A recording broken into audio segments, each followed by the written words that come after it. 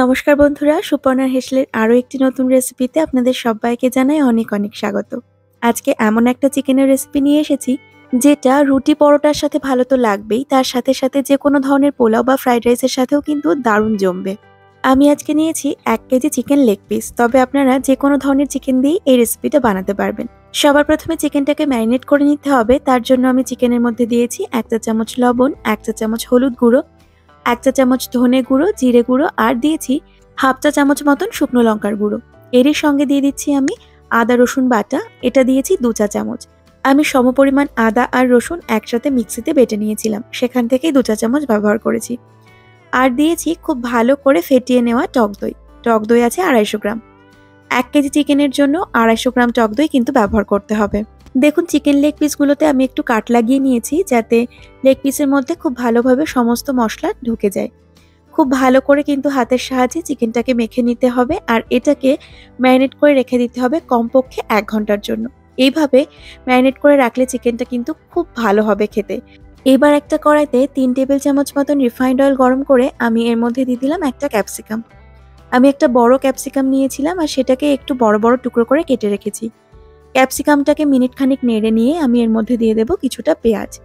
পেঁয়াজগুলোকেও দেখুন একটু বড় বড় করে কেটে রেখেছি। পেঁয়াজ আর ক্যাপসিকামটাকে সামান্য একটু লবণ দিয়ে হালকা করে ভেজে নেব। অনেক বেশি ভাজবার কিন্তু প্রয়োজন নেই, হালকা করে এটাকে ভাজতে হবে। তো দেখুন, পেঁয়াজ আর ক্যাপসিকামটা আমার এখানে হালকা করে ভেজে নেওয়া হয়ে গেছে। এবার আমি এটাকে তুলে রাখছি।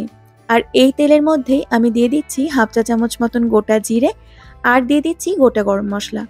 ফোড়নটা একটু ভালোভাবে ভাজা হয়ে গেলে আমি এর মধ্যে দিয়ে দেব পেঁয়াজ কুচি। আমি 5টা মাঝারি সাইজের পেঁয়াজ নিয়েছিলাম। তার মধ্যে থেকে একটা পেঁয়াজ বড় বড় টুকরো করে কেটে আগেই ভেজে তুলে রেখেছি আর এখানে 4টে পেঁয়াজ কুচিয়ে ব্যবহার করছি। এর মধ্যে আমি দিয়ে দিচ্ছি 1 টেবিল চামচ মতন ঘি। আপনারা চাইলে কিন্তু ঘিটা আগেও ব্যবহার করতে পারেন। তেলটা আমার একটু বেশি গরম হয়ে গেছিল, তাই আমি আগে পেঁয়াজটা দিয়ে তারপর ঘিটাকে অ্যাড করলাম। ঘি দিলে দারুণ সুন্দর একটা ফ্লেভার অ্যাড হয় আর তার সাথে সাথে স্বাদও কিন্তু ভালো হয়। যখনই পেঁয়াজটা হালকা লাল হতে শুরু করবে তখন এর মধ্যে দিয়ে দেব টমেটো কুচি। 1 কেজি চিকেনের জন্য আমি এখানে 2টো মাঝারি মাপের টমেটো ব্যবহার করেছি। সামান্য একটু লবণ দিয়ে দেব আর তারপর টমেটোটাকে সফট হয়ে যাওয়া পর্যন্ত রান্না করে নেব। লবণ কিন্তু অনেক বেশি অ্যাড করা যাবে না, মোটামুটি পেঁয়াজ আর টমেটোতে যতটুকু লবণ প্রয়োজন ততটুকুই এখানে দিতে হবে। চিকেন ম্যারিনেশনের সময়ও লবণ দিয়েছিলাম, সেটা মাথায় রাখতে হবে।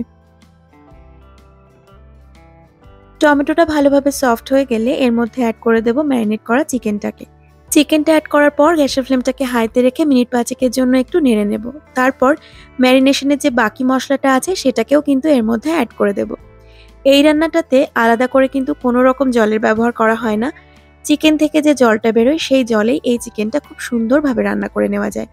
যেহেতু অনেকটা পরিমাণে দই দিয়ে 1 ঘন্টার জন্য চিকেনটাকে ম্যারিনেট করে রাখা হয়েছিল, তাই এই চিকেনটা কিন্তু তৈরি হবে একদম সফট আর জুসি।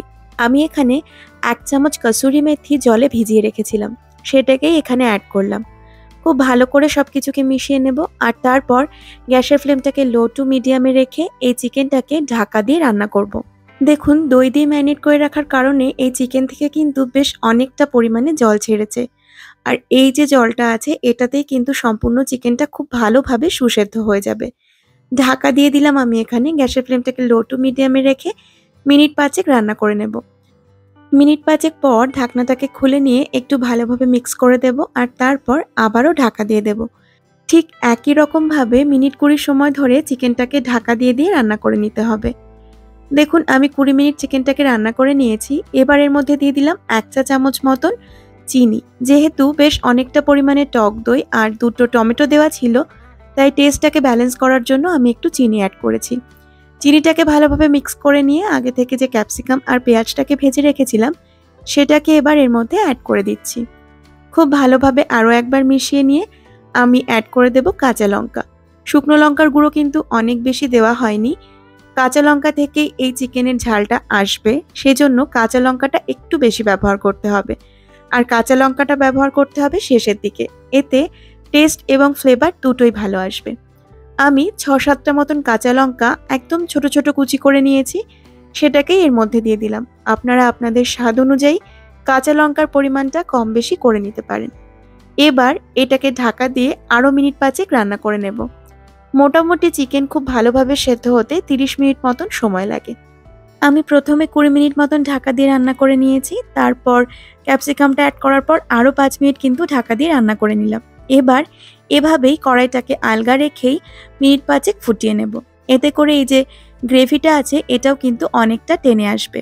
আমি কিন্তু এই রান্নাটাতে ১ ফোঁটাও জলের ব্যবহার করিনি। আর জল ছাড়া এই চিকেনটা কিন্তু অপূর্ব হয় খেতে। আপনারা অবশ্যই একবার এভাবে চিকেনটা বানিয়ে দেখবেন। আশা করছি ভীষণ ভালো লাগবে। আমি চিকেনটাতে আর কিছুই অ্যাড করছি না, তবে আপনারা চাইলে নামানোর আগে একটু ধনেপাতা কুচি অ্যাড করে দিতে পারেন। কেমন লাগলো আমার আজকের এই চিকেনের রেসিপি জানাতে ভুলবেন না। ভালো লাগলে অবশ্যই একটা লাইক করে দেবেন। আর আপনি যদি আমার চ্যানেলের নতুন বন্ধু হয়ে থাকেন তাহলে প্লিজ চ্যানেলটিকে সাবস্ক্রাইব করে পাশে থাকবেন। আমি আবার হাজির হয়ে যাব কাল নতুন রেসিপির সঙ্গে। ধন্যবাদ।